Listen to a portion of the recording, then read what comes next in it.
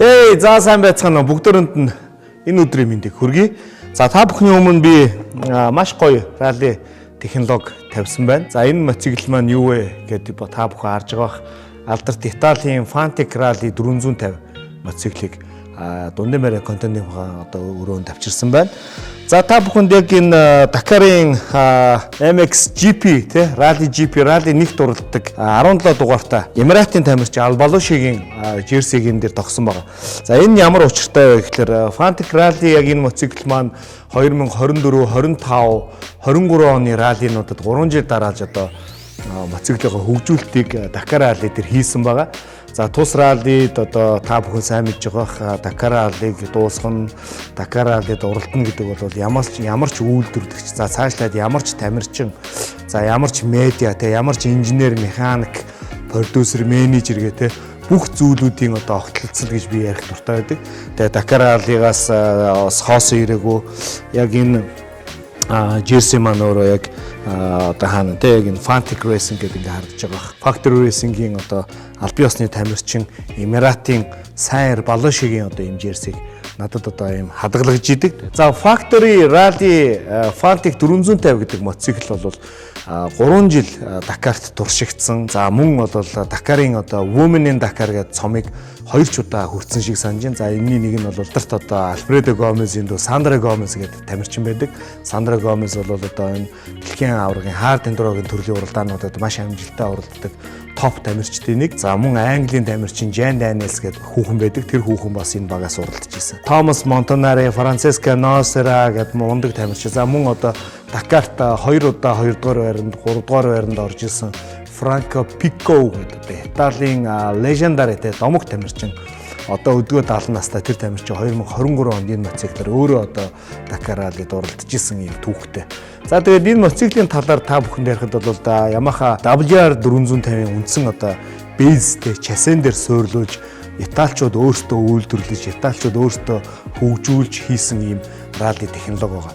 За тэгээд энэ мотоциклаар 25 онд манай Халюката сая бас гитэн багаас уралдсан Чилийн тамирчин Томас де Гвардо энэ мотоциклаар бас 148 дугаартайгаа 25 онд Dakar-ын салхийг хагалж ирсэн. За энэ бол яг тэргээрээ бол бас Dakar-ын түүхэнд те 2025 оны Dakar-ын нээлтийг одоо Fantic Racing 450 раллигаар хийжсэн бол маш том одоо юм мэдээлэл хийжсэн. За энэгээр бол одоо энэ мотоцикл алдартай. За тэгээ энэ мотоцикл руугаа орё хэдүүлээ. Мотоцикл маань бол та бүхэн сайн мэдж байгаа бах дэвшилтэй технологи. Энэ мотоцикл бол одоо юу гэдэг масс хэрэглээнд байдаггүй. За раллигийн мотоцикл бол жил 50-аас 100 ширхэг үйлдвэрлэгдээд захиалгаа аваад хаадаг бол манай Монголд одоо энэ мотоцикл бол ердөө 80 сая төгрөгийн үнэлгээтэйгээр ирсэн байна. За тэгээ дээрэс нь энд яг электрон Android таблет байж байгаа. Одоо Gaia GPS ч үт юм уу те яг одоо Монголд хэрэглэгдэх GPS-ээс суйрлуулад ингээд ажиллах боломжтой. За мөн зураг унших системээ суйрлуулад унших боломжтой.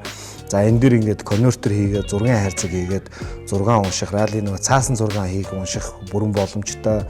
За тэгээд урагшаага ингээд харах юм бол энэ дохионы юмнуудыг суйрлуулж энийг аваад уралдаж болно. За мөн уралтаа нөгөө миний яриад байгаа LED буюу LED юм хүчрхэг гэрлүүдээ суйрлуулсан байж байна. Удирдлагын системийг та бүхэн харж байна те. Энэ дэр бол мэдээж зургийн хайрцагаа удирдах энэ удирдлагынууд ингээд байж байна. Хоёр талдаа яг адилхан тийм ээ альгээр нь ч удирдсан болно. За тэгээ энэ fuel pump гэдэг ингээд энэ бензинээ баруун зүүн тийш нь шилжүүлдэг тийм ээ switch нь байж байгаа. За энэ мотоцикл маань өөрөө 140 кг-ийн жинтэй 30 литр бензин банктай гэсэн үг. За 30 литр банк бол үндсэндээ энэ бол хоёр хэсэгт хуваагдж байгаа. За банк маань бол баруун болон зүүн. За хойтой талтай бол багхгүй. За мэдээж бол төвийн үндсэн хүч бол урагшаага. За энд хүн суун гэж тооцоолоод балансыг ингэж барина гэж хийсэн байна. За тэгээд 48 мм-ийн 30 см-ийн явалттай Kayabi-ийн урд амаржийн 32 см-ийн явалттай хойд амаржийн дуу зөөлөн өөрийнхөө одоо софт те хард гэдэг ингээд хатуу зөөлний тохируулах бүрэн боломжтой. Мотоциклэн дээр ярих дараагийн юм бол юу вэ гэхээр энэ яндагийн систем байна. 1970-ад оноос хойш хөгжүүлж ирсэн дэлхийд алдартай Akrapovic, за FMF, Yoshimura, Pro Circuit гэдэг брэндүүдтэй яг л адилхан титанын хийцтэй өндөр хүчин чадал бүхий ийм RO гэсэн яндаг одоо factory мотоцикл дээр тавьдаг байгаа. За энэ мотоциклийн хувьд бол бүрэн одоо RO-ийн бүтэн яндангаар тоноглогдсон. За тэгээ энэ дээрээс нь хитрүүд гэж байгаа. Гутлын уул хүрэх, хайрах, шатах тэрнээс хамгаалсан хитр байж гин. Хүчрхэг ралли 450-ийн single cylinder мотор маань байж гин. За энэ моторн дээр бол Motorex моторын тосыг хэрэглэхийг зөвлөдөг. Одоо өндөр зэрэглэлийн MPM ч үт юм уу, нийс ч үт юм уу бүгдийг хийж болно. Тэр бол одоо тамирчны өөрийн асуудал байдаг. За мэдээж одоо яг энэ хэсгийг ингээ ярих юм бол энэ сандал надад амар гоё тухтай, хамбан гоё санагдаж байгаа. За тэгээд бусад мотоциклуудыг та бүхэн бүгдээрээ мэдж байгаа тийм ээ. Ерөнхийдөө ралли технологи болоод ирэхээр хоол зам туулдаг өдөрт нэг багадаа нэг 300-аас 500 цаашлаад 1000 хүртэл явдаг учраас энэ сандал бол нэлийн зөөлөн тухтай байхыг шаарддаг. За зарим тамирчид энэ сандлаа аваад бүр ингээ өргөн юм комфорт болгож янзалдаг. Арта талдаа энэ дэр хийгээд нөгөө бүслэхэн хэсгийг хязгаарлагч энэ төр хийцэн байдаг. За тэгээд мэдээж ралли технологи учраас Michelin-ийн урт хойд дугуй тавьсан байна. Desert Race дугуй тавьсан байна. За мэдээж энэ хойд дугуйны гол CNC хэсгүүд бол мэдээж бол өндөр одоо даацын чадaltaй юм цутгамал юм голоо хийсэн байгаа. За тэгээд урт хойд пиланц гэх халалтын зэрэг өндөртөө 150-аас дээш хурд гаргадаг. Тэр өндөр авсан хурдыг богино зайд одоо зогсоохын тулд Nissin брендийн одоо өргөн пиланцтай. За мөн та өөрөө энэ мотоциклыг худалдаад авсан тохиолдолд Дакарт болон бусад дэлхийн аваргын цувралуудад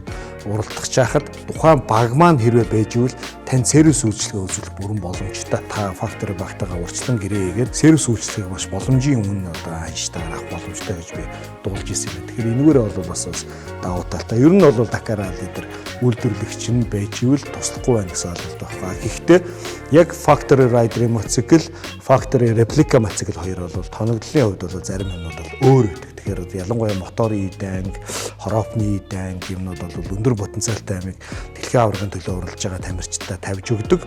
За дараагийнх нь реплика бол тэрний одоо дөөрөмөл гэдэг утгаараа арай өөр, арай жоохон сулруулсан гэх юм уу те. 5 дугаар араагаар 150 гараа явж хахад factory мотоцикл маань бол бараг 4 дугаар арааныхаа бараг max дээр явж хахад 150 гарцсан ч явж чинь ч юм уу те. Иймэрхүү потенциалын зөрүүнүүд гардаг. За энэ мотоциклийн хувьд бол 5 араатай single cylinder 450 Дакарт уралддаг ийм мотоцикл. За тэгээ Монголд одоо дилер нь байна гэдэг нь бол сэлбэг хэрэгсэл бүх юм бүрэн байж болох хэмжээний техник бол байж. За магадгүй Монголд ийм одоо тий Fantic-ийн ралли мотоциклоор ралли сервис үзүүлдэг компани бий болоосаа гэж би бол одоо дотроо хүсэж байна. Тэгээ магадгүй одоо нэг энэ ралли Монголд одоо 2 байна уу 3 байна уу бүгдийг хөдөлж аваад Монголын раллинуудад одоо ингээд гадны тамирчид сервис үзүүлдэг ийм одоо үйлчлэг үзүүлэх бүрэн боломжтой. Тэгээ мотоцикл асаа шийдвэл дуугүй сонсё те.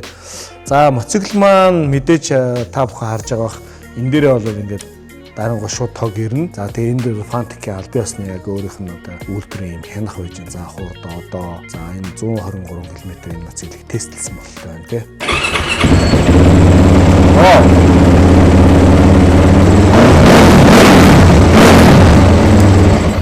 Гой хүчрхэгтэй брутал дуутай тий.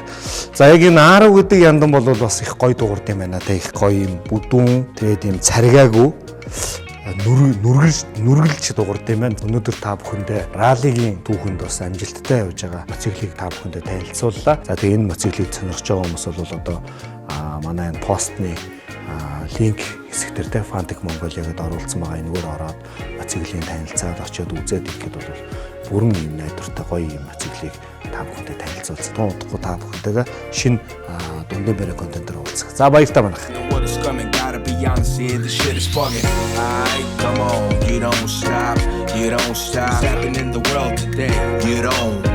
You don't